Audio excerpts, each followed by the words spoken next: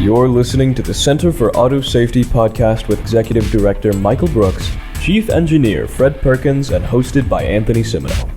For over 50 years, the Center for Auto Safety has been working to make cars safer.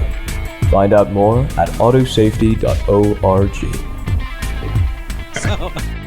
So welcome, listeners. Today we have with us Deb Prince. She's a program manager at Underwriters Laboratories and the chairman of UL 4600. And now UL 4600, for you astute listeners, is something that Fred has mentioned at least a half a dozen times.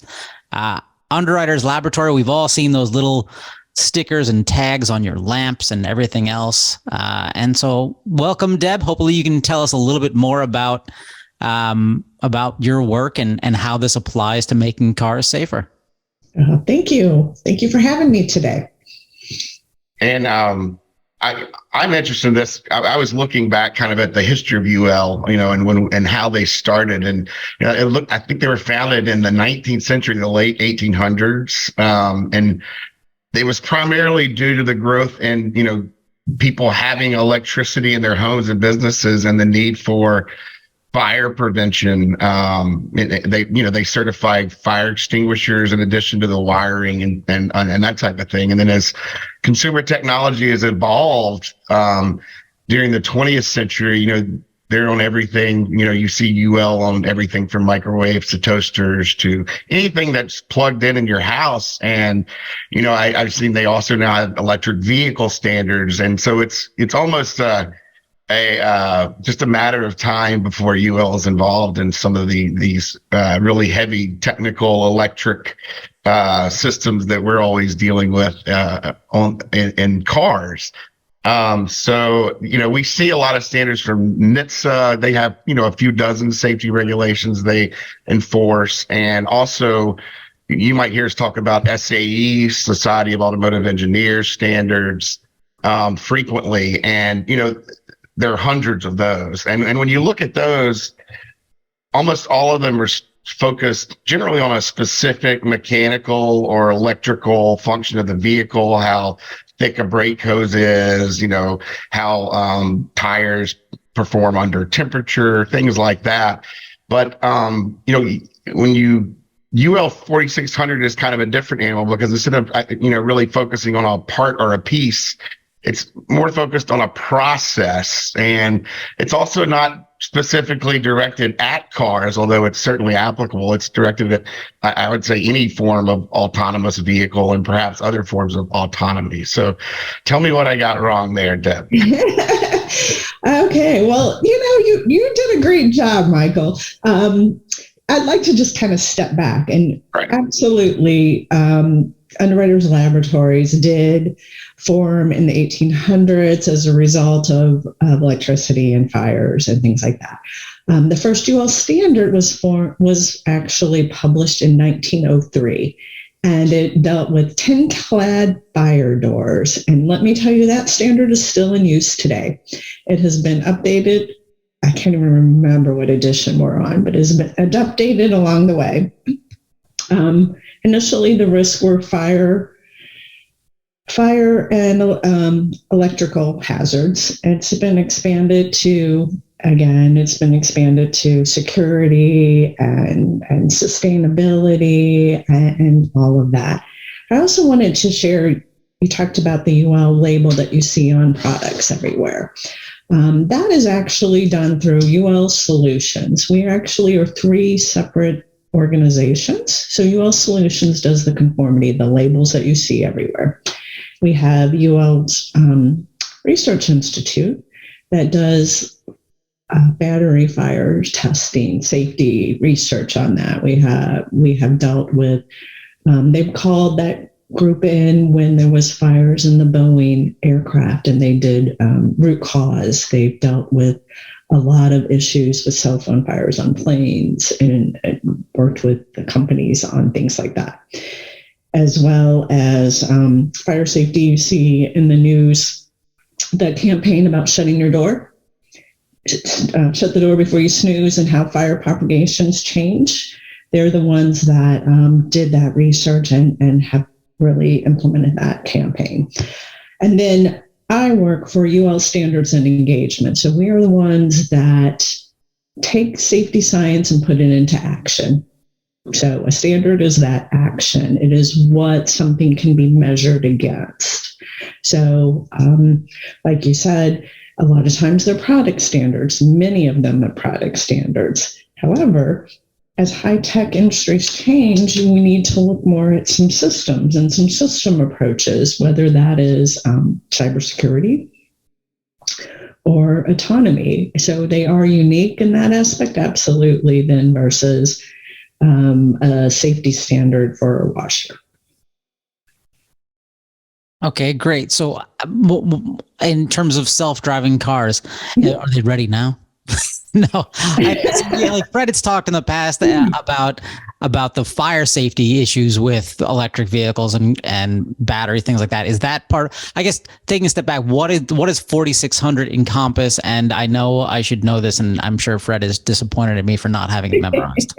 So it is truly a standard safety for the autonomy portion of the vehicle. So there are separate standards for, again, electric vehicle batteries, charging stations, all of that. This is truly the autonomy, the software portion of the vehicle. So, and the intention of this is when there is not a human in the loop.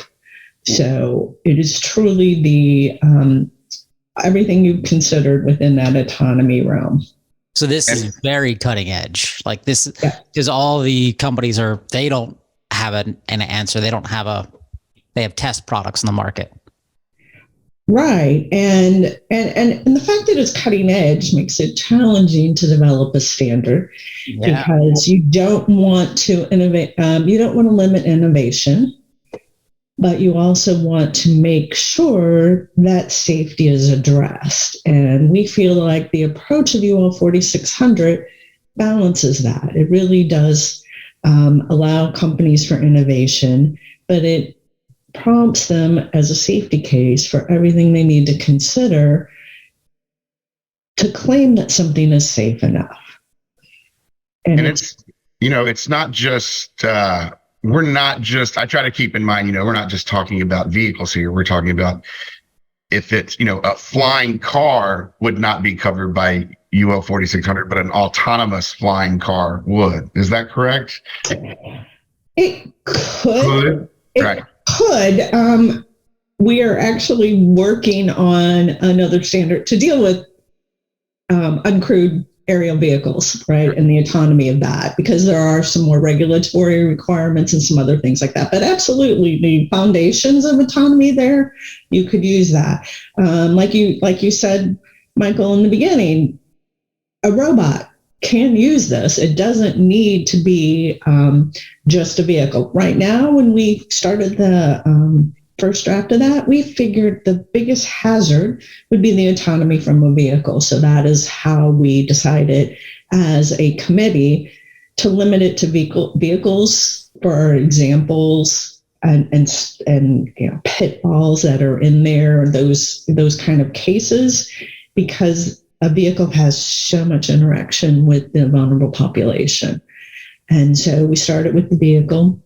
And as we update the standard, we look at expanding it. And our take now is that it will cover anything that's meant on a road. Full disclosure here, we actually had a small part of developing UL 4600.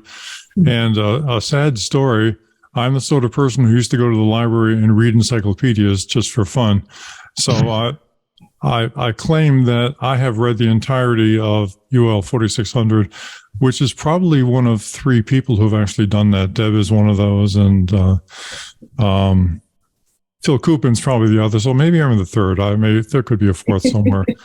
But Deb, I think it's important for the discussion to understand why you decided to use a use case or a safety case approach to UL 4600 rather than just a monolithic group of statements that says this is what you have to do. That's a really good question, Fred. And again, full disclosure, Fred's also part of my committee. So Fred has been in on some of the discussions. And the reason being, the main reason is that it is evolving. This industry is evolving so quickly, and we need a standard approach out there. It's hard to define what safety is when there's so many different technologies and different approaches. And I'm not sure if the committee worked for 5 years, if we went down the approach that you asked, if we would still have a standard, because everyone is looking at it differently. Their operational design domain areas are differently. What they need is different. So actually providing the structured argument, which, Fred, that standard is a beast. It's 300 pages plus, right? It is very robust. But in that, we were also able to put known pitfalls in here. So when you were looking at software, why not learn from the mistakes from another software incident or learning? I know that when we first started going around and talking to the different groups about the standard, there was a situation in the test data that came up. Phil Koopman liked to say that there was some test data that was, 90 some odd percent accurate. However, 100% missed yellow. And the DOT workers in Pennsylvania wore yellow. So you really needed a way to evaluate things. And we laugh now that we bet there is not a single piece of training test data out there that doesn't have the color yellow marked and identified. So kind of a long-winded answer, Fred, but the reason we did that is because we felt like that is really the only way to wrap around autonomy and provide transparency and consistency in how you would evaluate safety. Thanks for that. And I want the listeners to know that one of the attractions of UL 4600 plays to one of the defects of autonomous vehicles that we have articulated. Autonomous vehicles don't have a soul. They don't have a conscience. They don't have an ethical bias. And so what UL 4600, that's my dogs.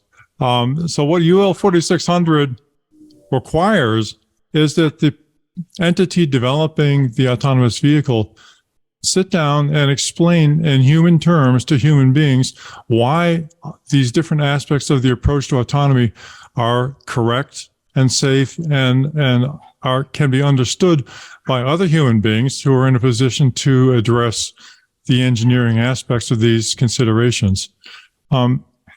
It's really unique and wonderful that way. Every other standard I know of simply looks at some technical item and says, well, this is the way to do it. Whereas UL 4600, in essence, takes the technology out of the equation completely and says, okay, human beings on your side, this is what the implementation you've done looks like. Tell us, the independent third parties, why this is number one, adequate, why number two, it's appropriate, and why number three, that it's safe. I think it's a wonderful construct, and I think that's really needed in the industry, and I think it goes a long way towards addressing a lot of the shortfalls we've seen in the autonomous vehicle. So how do you think it's going to be used? I know there's a difference between external use and internal use of the UL 4600, meaning external use would be a third party who is sitting in and looking at what's going on, an auditor, if you will, versus internal use, which is somebody who is paid by the company to look at conformance to the UL 4600 and address that. What is that interaction like? What do you expect that to be? That's a really good question. I think with any new standard and new area, acceptance takes a while. I think that we know the companies that are sitting on this committee and paying attention, they're looking at this internally, whether they're I think it's made a difference internally. I believe even some public-facing safety cases, that Uber had a public safety case and Aurora Innovations has a public facing safety case that they did internally, but it's on Aurora Innovations website, right? And it does not say that they've used 4600, but the elements are all there. They have a safety case. They have their claims. They have, like you said, Fred, in plain English, why they believe that they can deploy a safe autonomous vehicle. Well, they'll cause no harm. How they'll deal with validations. How they'll do all that. So, I believe within time, it's going to continue to be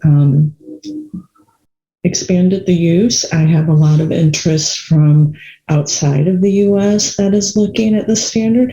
I can share with you that China's national committee is actually looking at adopting it. Their committee's going through the document right now. I've spoken with the Apex Automotive Group, which is Asian Pacific Economic. I don't know the last thing, and spoke with them on UL 4600.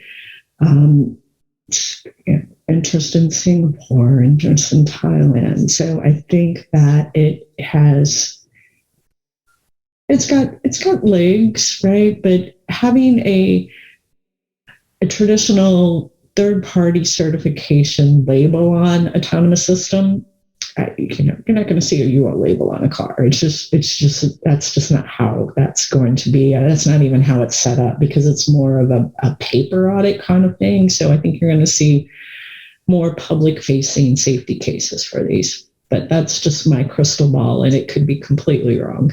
Right. That sounds right to me, because, my understanding of UL 4600, although it's not very great compared to Fred's, suggests to me that the safety case process and the evaluation is continuous and ongoing. So it doesn't really lend itself to sticking a label on something and saying this is complete or this is done, because there's always the potential for an unknown risk or something else to arise that needs to be addressed within the safety case. And the beauty of that you bring this up is the beauty of our standards development process, and the way the standard has been thought out is when you find this information, you can propose that back into the standard. So it's a continuous learning exercise, and we have already published. We started the activity in 2019, we published in 2020, we published another edition in 2022, and we will publish the third edition in 2023. So that tells you, with high-tech kind of new evolving areas, you do want to have the ability to revise your document at a frequency and address things as more people are using it. And that's also something that we don't see out of NHTSA, quite frankly. I mean, it would be very, very difficult for them with all of the regulations they're required to follow and rulemakings and the time that goes into that. It's almost impossible for an agency like that to keep up with this, the evolving technology and the new risks that we find out as they come in, because rulemaking doesn't lend itself to being updated as technology changes on a weekly, daily, monthly basis. We're talking about years before government standards can really have an impact as far as setting a minimum performance standard for vehicles. And in this area, it's going to require some, a new approach, I think, if the government's really going to have an impact in the next 20 years on autonomous vehicles. And I think, Fred and I are happy that the UL 4600 and some other standards are going to be there to guide manufacturers and other participants in the industry as we move forward. Yeah, I mean, that is the difference with regulations, right? And that's why most of these agencies prefer to point to a voluntary standard. And I think have been even directed to do that whenever the case is possible, because again, that is much easier for change as needed. And I'd like to point out that the different agencies within DOT have sat on our committee. They either are stakeholders or have been voting members. So they are involved and follow along. So how does this work? If I go out and I create some autonomous driving software, and I want this UL 4600, is it that I'm just doing a self-assessment comparing against this? Or am I submitting it to you and your team and they're reviewing it and saying, hey, you meet all of these standards? Because I think you pointed out that, there's not going to be a UL sticker on a car or maybe the boot up screen. There won't be, hey, UL 4600. So how does it work? Is this strictly voluntary? I mean, I imagine, but. Okay, so I'll answer a couple different things out of that question. So the standards themselves are voluntary safety standards. UL standards are voluntary safety standards. The standard allows for independent self-assessments, right? And the meaning of that is shouldn't be within, if you're in the engineering department, the assessment should not be done by, your director of engineering within that same leg, right? It should be a different group that was charged with safety evaluation or some kind of independence within there. The other thing, like how you would submit something, how it would be certified, that is all really conformity assessment, and that is not within my UL standards develops an engagement. We develop standards. How something is certified or conformity to is really outside of my wheelhouse. Okay. Are there any limits on how or when this could be used by manufacturers? Geographic, political, is it a worldwide standard that's been, you talked about, is it a worldwide standard that's been generally accepted as a worldwide standard, or is it still evolving? That's a good question. So the standard can be used worldwide. There are no limitations. In addition, our committee, which is the voting membership, as well as which is around 30-ish people, are from around the world. There are a variety of participants. And then we have an additional 200 plus stakeholders, and those are also from around the world. Even when we set up task groups, the task group members are from a variety of countries. So it is intended to be used internationally. It works well with the existing international standards such as ISO 26262 or 21448. Those can be used as part of your safety case argument up into UL 4600. So again, it is a worldwide application. I think the bigger issue is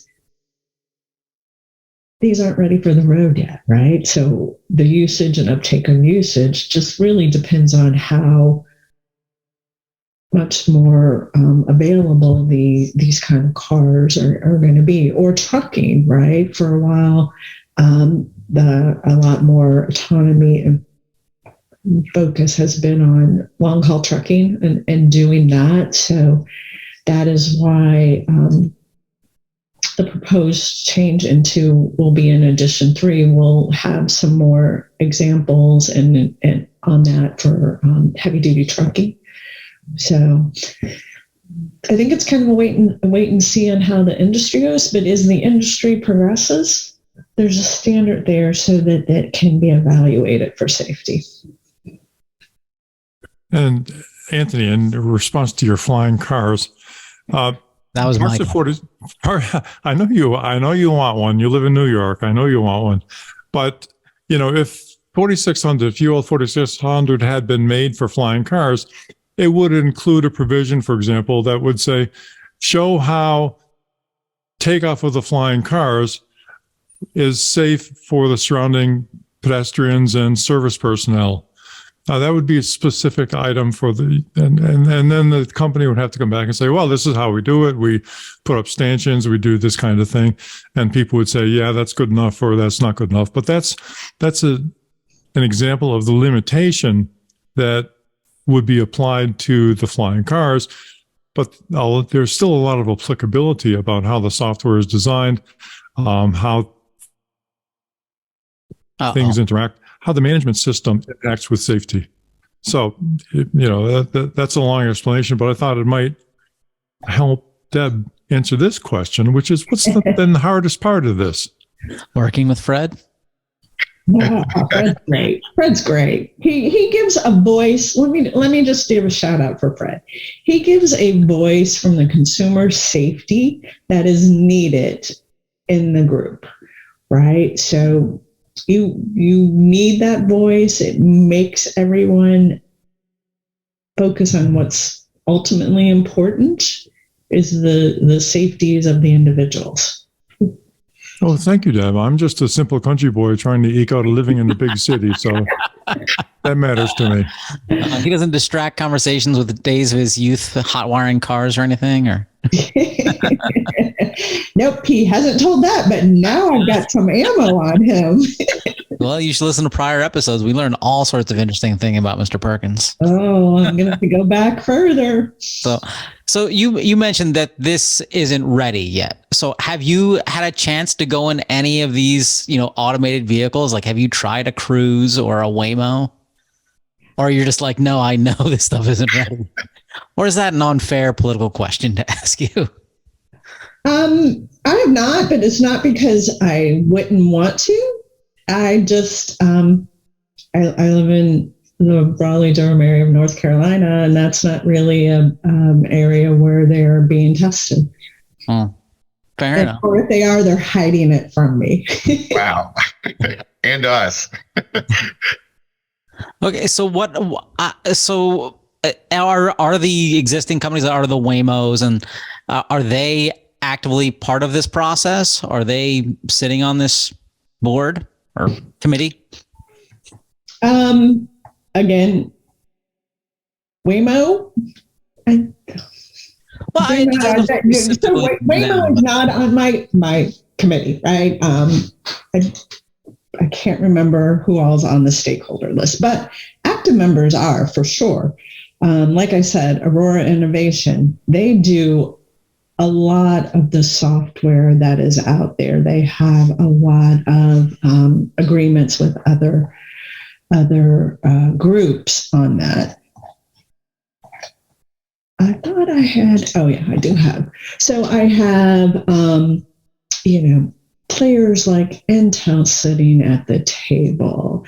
I have, and Intel, for listeners, they're behind the Mobileye. Is that the system? They're Mobileye. Yeah. Mobileye, yeah, the vision system that they're using, which is, I think, a combination of cameras and LiDAR.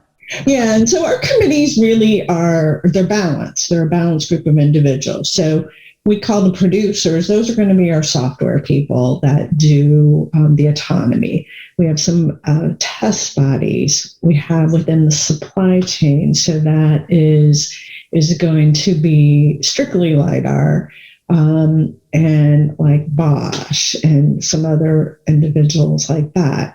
Then we have general interest, which is where our academia, so we have quite a few people from academia on our committee.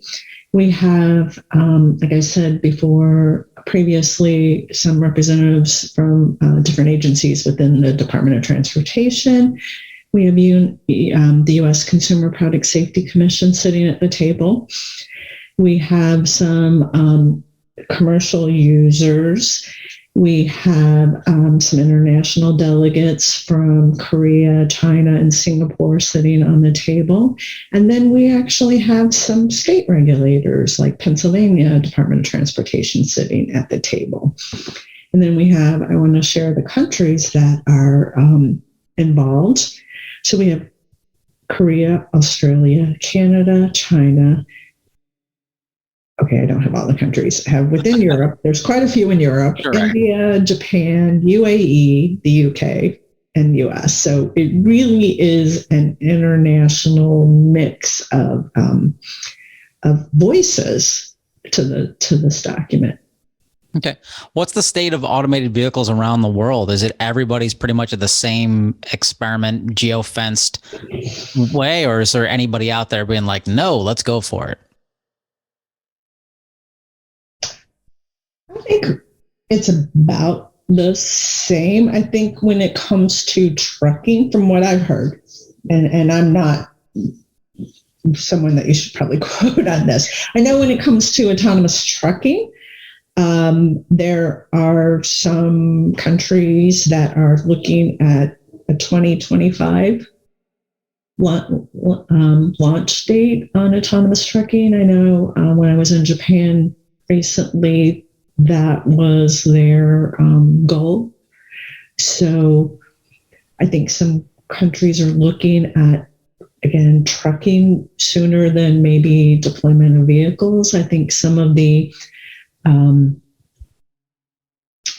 countries are looking at the opportunity that an autonomous vehicle can provide within their congested landmass, that it versus individuals having a car, that the autonomous ride sharing combination can provide within efficiencies and space and kind of a goal to zero emissions kind of thing if you combine that with an electric vehicle. So I think that there are pockets around that are looking at that more than others, but no one's like running to the top of my mind there, Anthony, that, oh my gosh, this country's absolutely way ahead of everyone else. I don't think so. I think you're seeing a bunch of test cases all over that are continuing to occur. Great. And so one thing you mentioned, you said they weren't tracking the color yellow, and all the Pennsylvania workers are wearing yellow. Are they tracking deer in the system? The reason I asked is the Washington Post had this amazing article about auto safety and animal strikes. And it said they analyzed over 1 million animal strikes. 90% of them were deer. So what are you doing to get rid of deer off of the road? And then is this part of the standard? Can we just get rid of deer? Living in North Carolina, I'd love that. I think my husband and I have both hit deer. I know that the test data, from everything I've seen, they look at animals, right? They look at, again, it's part of that safety case of what would you encounter on a road? Would it be a deer? Would it be a dog? If you're going in a subdivision, could it be a ball rolls across and then it's a small child that darts, right? They have to look at all of that kind of incidents that can occur and how to, map that and define that in their training data. And so that's not like a checklist, have you do. This is more in their evidence that they're going to provide on why they're safe enough. Right. And I was thinking about that in the context of, another type of vehicle that we might not really consider here too often, but the low speed delivery vehicles that they're designing. And I believe even Neuro is one of the first to receive approval from NHTSA for something like that, where you're going to be approaching, homes, businesses that have pets and other things, and you need to build a safety case around, how you're going to interact with a dog or a child that approaches the vehicle. Oh, so the dog won't be chasing a mailman anymore. It'll be chasing an automated mailman. Yes, and if you've seen my dog go after the robot vacuum in my house, you understand why we need these things. Well, I think there's a related problem that we did address in UL 4600, and my memory is a little hazy. But with an automated vehicle, you have a requirement, and any vehicle, any motor vehicle, you have a requirement to stop, exchange information, and if necessary, contact police if there's a property damage incident or if there's a collision that involves, another human being or another vehicle, right? There's a real technical problem, though, which is how does the vehicle know that it has contacted something that requires reporting and additional action versus just ran over a pothole? If you look at the vibration spectrum associated with those two events, they might be very similar. So that's a challenge for the designers to come forward and say, okay, we understand the significance of this. We understand that we need to know the difference between an inanimate object of no consequence and another object that does have consequence. And we know what to do in response to those different kinds of actions. Right. And we put a task group together that had individuals that were first responders, emergency responders, things like that, and actually had that perspective brought in too. And so we beefed up the areas, like you said, on incidents, so that can't fall through the cracks on your safety case, right? And that's an example of use and thought and what have we missed the first time around, and why it's important to continually update the standard as we learn more and as we consider scenarios that maybe we haven't considered. How do you get these test cases, and can the public submit them? Because I've got a bunch where I'm convinced there's no way automated driving can handle these situations. Well, so the test cases are, anyone can submit, hey, does the standard address this? Or I have a proposed change to the standard, and that can be submitted through UL's website. We have an online tool, and but the scenarios are usually talked about through the committee, these case scenarios, and we talk about if they seem like they can happen frequently enough, they're either put in as an example that you should or must address, or they're a known pitfall that you have to avoid. And so that is really the area that we've really been modifying the most. There's been some cases, the standard in itself is unique too, in the fact that it has mandatory, required, highly recommended, and recommended. And the difference between, I know your question is going to be, what's the difference between mandatory and required? So mandatory is absolutely no choice. You have to address this issue in your safety case. Required means you have to address it unless your system doesn't do it. So if your system, say you have an autonomy system that doesn't use AI, you would have to address why it doesn't apply to you, and how you address it would be saying you do not use AI here. And then again, the highly recommended, that's where you're going to find a whole lot of these examples and things like that, and then recommended. And so some of this, as we've been looking at and using the standard, we're like, this needs to move up a level, right? These requirements, we think it's a bigger hazard. The committee thinks it's a bigger hazard than we initially thought, and it has moved up, and a few have moved down. And again, this is a learning process. So not only just adding more content, but thinking about the risk and how much of a risk each of those are, and how they move up on the mandatory, required, highly recommended, or recommended scale. And that itself is very unique too. Because I got to applaud you that requires a lot of tact and diplomacy, because a lot of those discussions can get very heated. They can. Well, I'm going to submit my test case scenario. I had to drive my son to JFK last week, and there's a section of roadway where two roads merge and they eliminate any lane markers for a good quarter mile.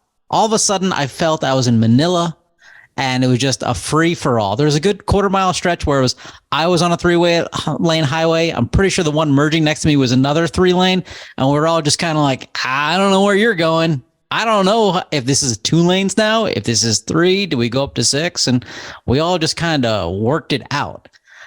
I don't imagine there's any car right now. I mean, I wouldn't trust an automated vehicle to work it out. I didn't trust the guy in the truck next to me to work it out because he was pretty much trying to get on top of my car. Did you drive through Ethiopia on your way to JFK? Well, a section of Queens is, it literally, like, I remember leaving the airport in Manila a long time ago, and the highway went from like 4 lanes to 2 lanes to 6 lanes to 1 lane to a dirt track briefly. Maybe it was just that cab driver. He could have just been messing with me. It was a brutal day. But I was wondering, is there, we were talking about autonomy here, but we've also discussed previously, I believe, the application of the safety case process or format to some of the, I guess, lower level technologies, more of the stuff that's on cars now, crash avoidance features like automatic emergency braking, lane keeping, lane departure, blind spot warnings, all that stuff that we're seeing on cars now. Could manufacturers be using UL 4600, the process for that, or is there another standard that might apply to those vehicles, or something that maybe y'all are thinking about in the future? Because there's still, NHTSA still kind of has a loose regulatory structure around those technologies, and we're still seeing areas where, some of the technology like pedestrian automatic emergency braking, for example, isn't working as great at night or at high speeds, and in other areas where, we think it'd be really beneficial to safety to protect folks in those circumstances. Is there any, I guess I'm asking, is there any, is there a use here for those technologies, or is there, another standard that might need to be developed in that area?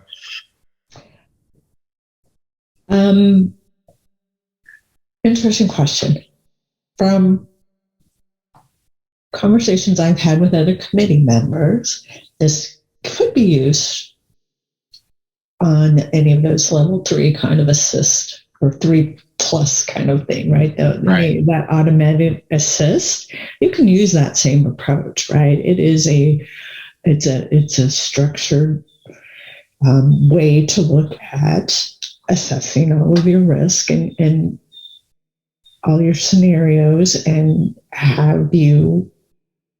can you argue sufficiently and have the claims that this really works? So I think it can be used that way. Right now, the scope, if you were applying it strictly, the scope says intended for no human interaction. But you know what? Lane assist and pedestrian stop, and that is intended for assisting the human, right? They're obviously ultimately still responsible and in control, but you could make that leap. So yeah, it is usable. The process is solid. Your methodology is solid. Are we marketing the standard for that? No.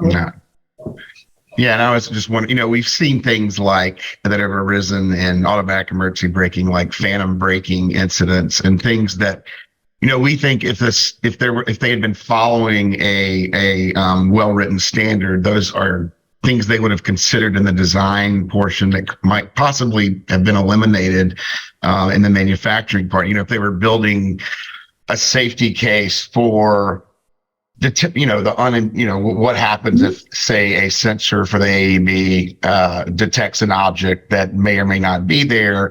There might be some sort of design, or at least some type of, maybe we've talked about sensor fusion or other ways to have a backup knowledge of that potential object in the car's way.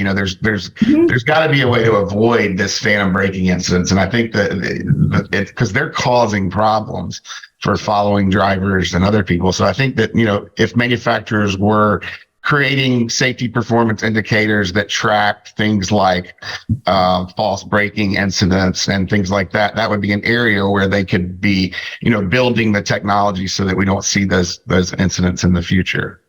And I do know if you were looking at LiDAR specific, right, within that type of sensor, I'm working on a standard right now that is more of a product type standard for the LiDAR itself. Because again, if you're out there in this vehicle and you're dependent on LiDAR and it breaks, your car is not going to function how it needs to. So I'm working on a standard, drafting that right now. It's called UL 4700.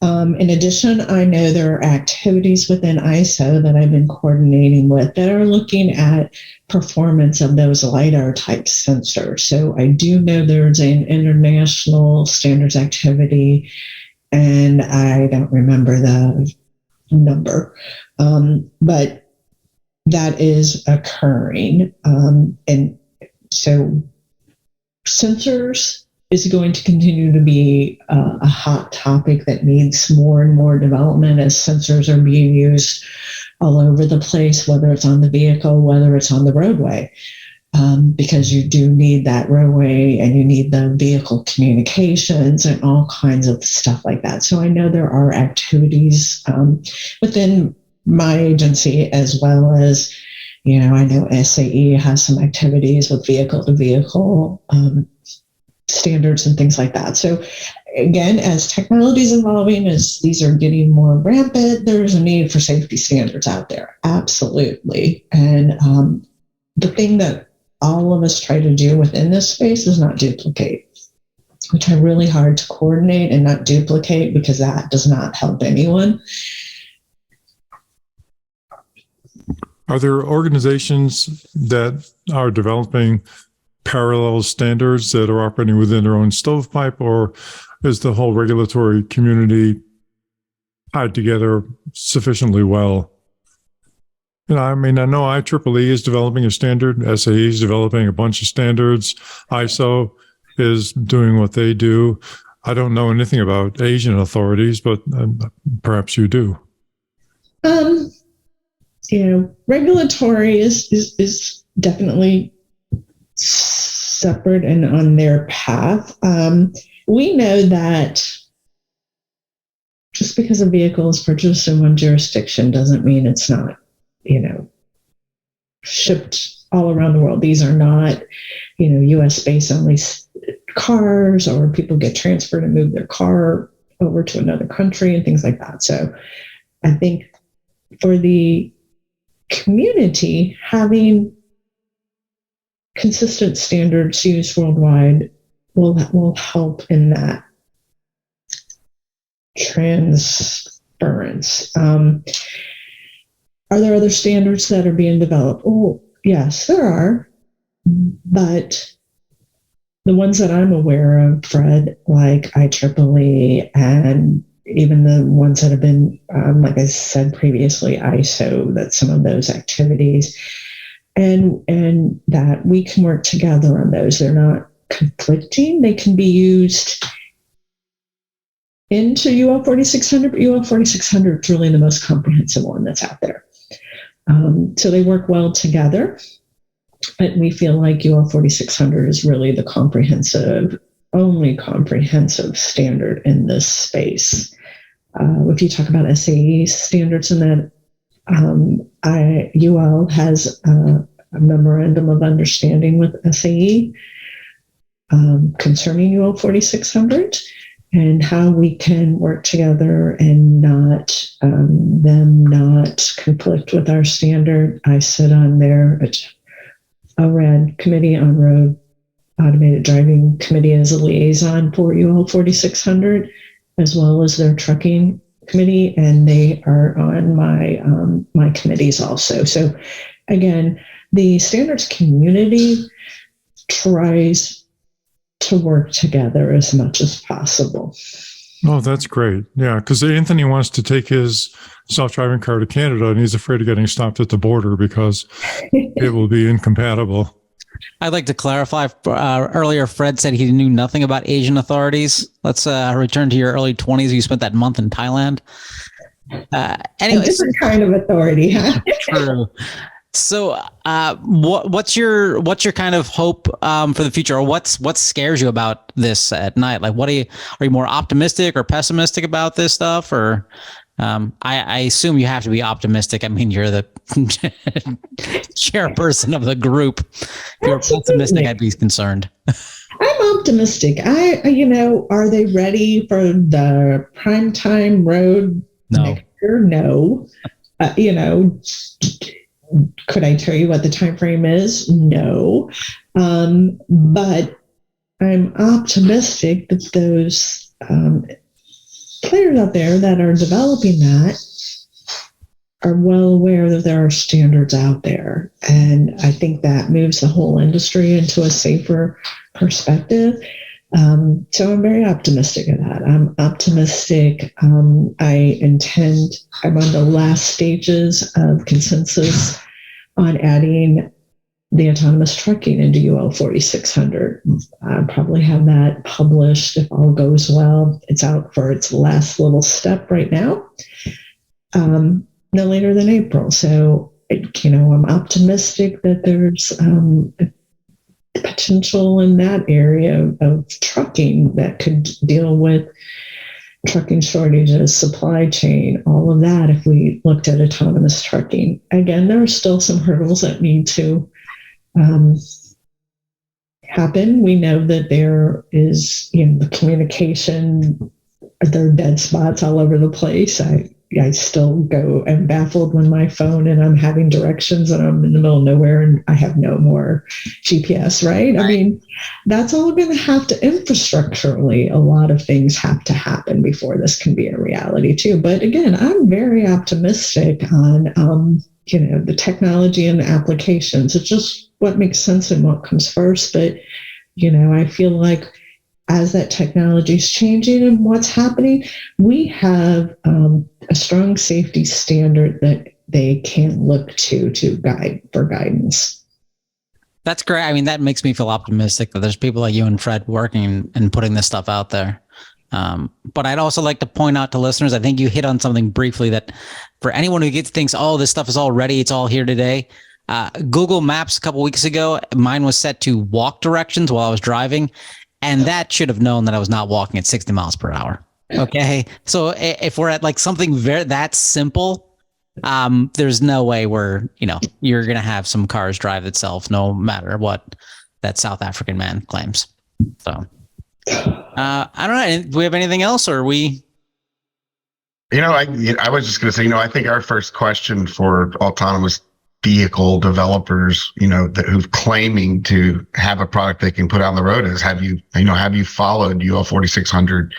Do you have your safety case? Do you have something ready to show the public that shows you've mitigated all the potential risks, at least, and thought them all through, at least the ones that are known? And have you prepared for unknown risks? It really answers not only questions that every manufacturer should have before they're putting things on the road, but it would answer a lot of the questions that consumers have, depending on how transparent manufacturers are with, their performance indicators and other things that make up their safety case. So that could, UL 4600 provides kind of a path for consumer acceptance in many ways, as well as, the type of rigorous process we want to see manufacturers go through before they put these things on the road. Deb, you've spent a lot of time, money, and effort putting UL 4600 together. I'll ask for an opinion. Do you think it's possible for any independent vehicle manufacturer to come to an equivalent safety standard instead of using UL 4600, or is it kind of an absolute minimum criterion for vehicles to assert their safety?